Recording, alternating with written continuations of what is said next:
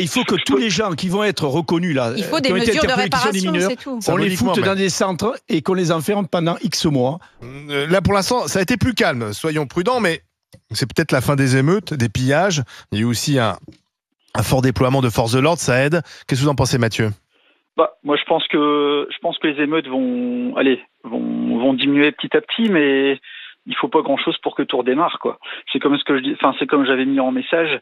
Ça fait 35 ans qu'on baisse la tête, qu'on ferme les yeux sur beaucoup de choses, qu'on a tout banalisé, qu'on a laissé faire, et finalement tout le rapport à l'autorité est complètement bafoué. Donc et dans votre commune, il y a eu un couvre-feu, c'est ça ? Nous, il y a eu quelques incidents. Il y a eu des tirs de mortier dans la nuit de jeudi à vendredi.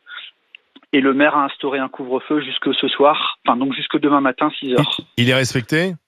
Ouais, je pense que c'est respecté. Ouais. Donc finalement, ça marche quand même, le couvre-feu.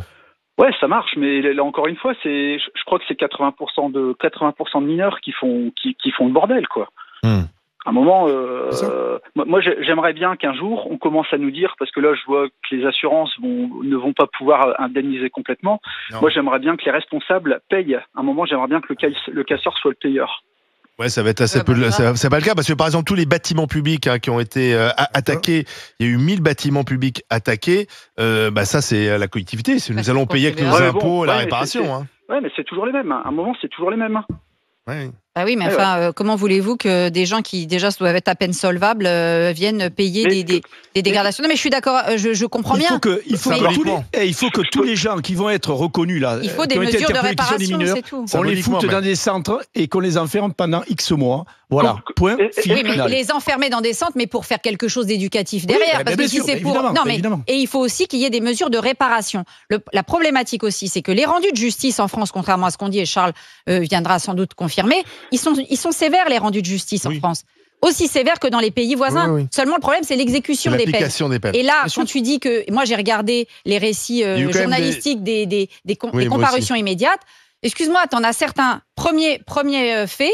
le mec, il est juste venu prendre, je sais pas juste venu, mais enfin, il est venu prendre une paire de baskets. Ouais. Sinon, par ailleurs, il travaille, il a aucun tâche, rien sur le truc des antécédents judiciaires, il a pas de casier et il se prend 3 mois ferme. Enfin, je veux dire, il y a un moment.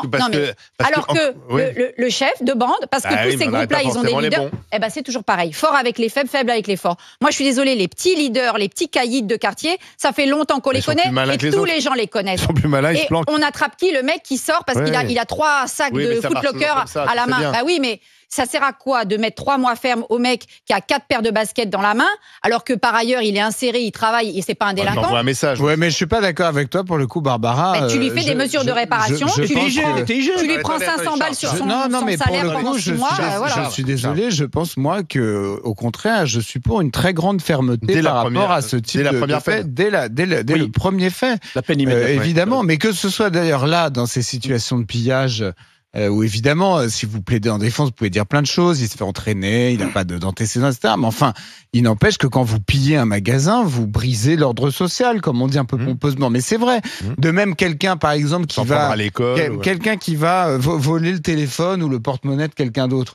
On peut considérer que c'est pas grave, que ça ne justifie pas une sanction, etc. C'est extrêmement emmerdant pour la personne qui subit. C'est parfois même trop ce fait-là. Donc moi, je suis pour des peines individualisées, mais très fermes pour ce type de délit, qui sont extrêmement pénalisants pour ceux qui les subissent. Le type qui a déjà déjà été interpellé, qui a déjà du casier judiciaire, bien sûr qu'il doit faire de la prison. Oui, mais on n'a pas été ferme au départ. Si on avait été ferme au départ, peut-être qu'il n'aurait pas recommencé.